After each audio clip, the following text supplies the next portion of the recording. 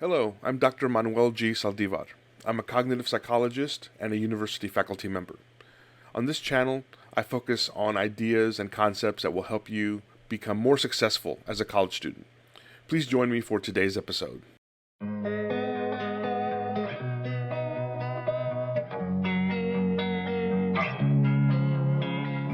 In this episode, we'll be looking at the topic of professional communication.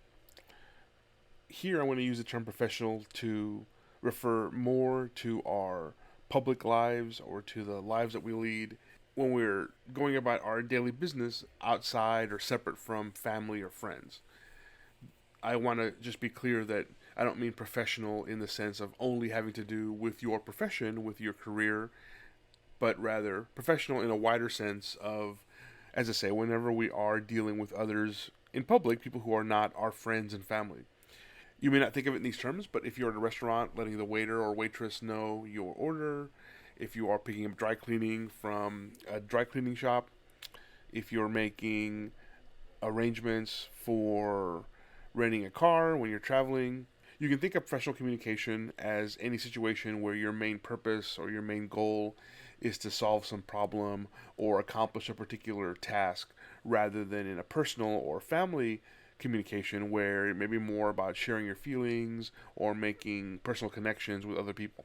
Before going further, though, I think it would be helpful just to briefly define what we mean by communication in this sense of professional communication. If you talk to a linguist or other people who are experts in communication, they describe a very basic communication cycle that exists within people. You have someone who is sending a message, who's trying to convey some kind of information. That message goes to a person who is receiving the information. The receiver of the information will go through a process that's called decoding, which is basically just trying to make sense or understand of the message that they're being sent. And then they typically will have some kind of response back to the person who originally sent the message. Now, I want to be clear at this stage too that both the message and the response can include verbal or spoken information or communication, so speaking aloud, saying words, but the message can also include non-verbal body language, the way you hold your body, the way you cross your arms, the way you make eye contact or don't do any of those things. Those are all examples of nonverbal forms of communication that can be involved in sending a message. And then a response also can have both verbal and nonverbal components. But this is the basic communication cycle. In a professional communication sense, typically communication fails when the receiver is not able to decode the message. It can be frustrating sometimes if we're communicating with someone and that person doesn't seem to understand what we're saying to them. But ultimately, as the person sending the message is the one who's trying to communicate information, it's up to you to do what it takes in order to help the receiver decode that message that you're trying to send. Otherwise, you'll never be able to communicate or impart that information in the first place. So if we dig into this concept a little more deeply, why exactly is it that communication seems to or tends to fail? And experts in this area have identified three main reasons, the three culprits for why communication tends to fail. Poor listening skills on the part of the receiver, misunderstood nonverbal language, and finally, emotional barriers that may emerge. And the emotional barriers can come from either the sender or the receiver. More on that in a second. Focusing in on this first piece, poor listening skills. Obviously, if you're trying to communicate with someone and the person is simply not paying attention or is distracted for some reason or maybe doesn't want to pay attention to you for whatever reason, in other words, are actively trying not to listen, then you're going to have challenges communicating whatever it is you're trying to impart to that individual. There's not one correct or easy solution to this challenge. If someone just doesn't want to pay attention, that can be a little difficult to overcome. But in many cases, most people will want to at least hear what you have to say, but you need to be able to communicate that information in a way that makes sense.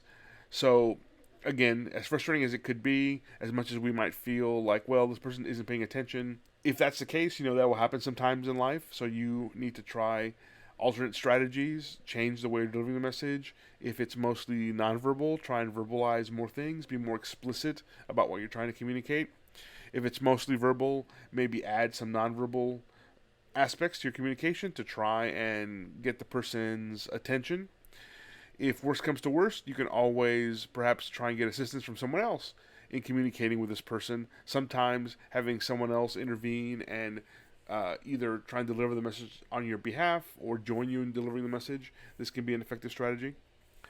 Second common reason why communication fails is misunderstood nonverbal language. Sometimes when we are communicating, we're trying to send a message, maybe in a certain emotional state or have other things on our mind, or for whatever reason or reasons, we may actually get in our own way when we communicate with someone because we may intend to send a certain message and we may be we may believe that we're sending a certain message in terms of our spoken words, but our nonverbal communication may get in the way, may cause confusion because it doesn't match, or the receiver at least may not perceive that our nonverbal communication matches our spoken word. Sorry for the interruption, but if you're enjoying this video, please like, subscribe, and click on the bell icon for notifications. If you're trying to ask someone for help, for example, and you're not making eye contact, they may think, well, this person's asking for help, but they're not even looking at me. Are they really serious? Are they kidding? Do they not really need help, maybe? Or are they not that interested in getting help? They're just saying whatever they're saying, but their body language doesn't seem to match. Sometimes this mismatch between nonverbal and verbal is not intended. We're certainly not trying to create confusion. But if you ever feel like you're communicating with someone and they're not getting the message, they're not receiving the information you're trying to send, you may want to stop and reflect on, are my nonverbal aspects of this message contrasting or clashing with the verbal aspects, and am I contributing to creating confusion?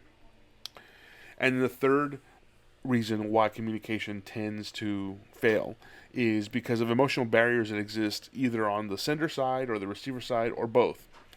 Emotional barriers cover a lot of territory, but basically we're talking about aspects of who we are as a person that for whatever reason cause us to have some kind of preconceived notion or some feeling that interferes with the ability to communicate.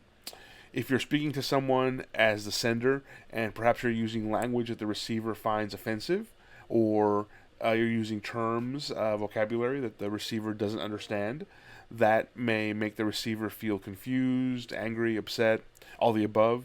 That's an example of an emotional barrier. If you communicate with someone and the receiver of your message responds in a way that you find offensive or confusing, then that can create an emotional response on your side. So that's another example of an emotional barrier. Emotional barriers can come up at any time, and humans being humans, this can be a particular challenge in some circumstances, or depending on who the individuals are that are involved in communication. But again, a good way to overcome these issues is by being as explicit as possible, as plain as possible. If you think your message has boiled down to the most basic concept, still take a step back and ask yourself, is there any way I can simplify this message more? Is there any way I can become even more clear than I think I am? If you strip down your communication to the bare bones to make it as basic as possible, then that will up the chances of being able to communicate that information to someone else and minimize the amount of confusion that's possible. Now, before I conclude, I want to offer some specific guidance on what you can do to cultivate good communication skills in yourself as a person.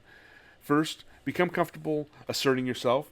A lot of times, one of the reasons why we have trouble communicating with others is because we're wishy-washy about what we're trying to communicate. We are reluctant for some reason because of embarrassment or fear or some other emotional reason that keeps us from being able, that represents one of these emotional barriers that I spoke about earlier.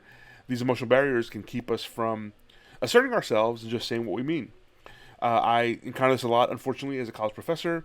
I often have students that are not even necessarily shy. That's not necessarily the issue, but for whatever reason, when it comes to speaking to me or asking for help, whether it's me or some other professor, they're just very reluctant to do so. They may feel like asking for help shows or will make me or someone else think that they're not serious about school, they don't know what they're talking about, they have some other problem.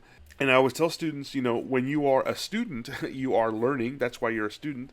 It's expected that you're going to have questions or confusion about things, and that's okay. If you're needing help, then seek help out, and you'll find plenty of people on a university or a college campus that are there to help you. But you need to ask for help when you need it. Unfortunately, as skilled as professors can be, we're not able to read minds.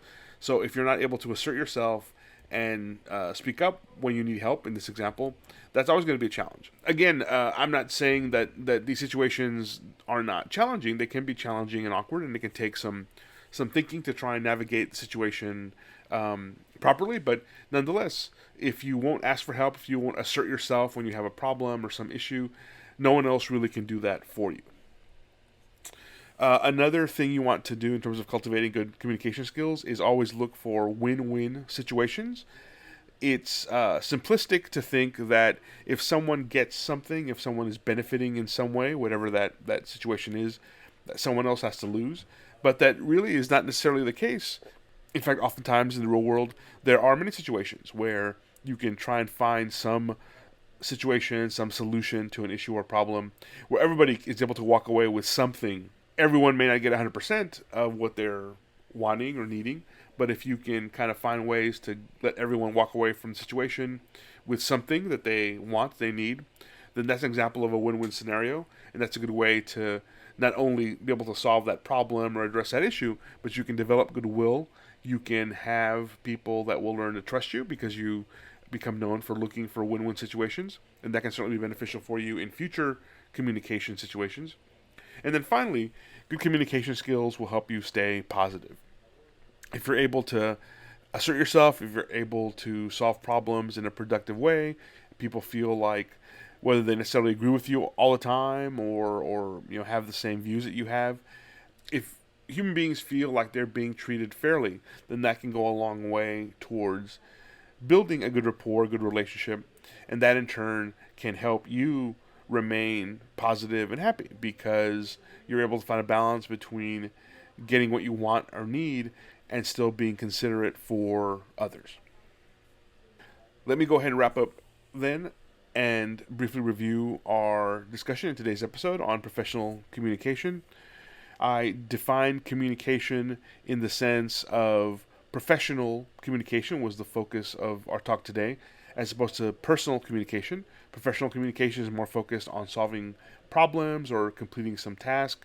Personal communication, which you might have with friends or family, is more about emotional connections. We discussed some common reasons why communication tends to fail, and these include poor listening skills on the part of the receiver, misunderstood nonverbal language, and emotional barriers that might be raised by individuals involved in the communication.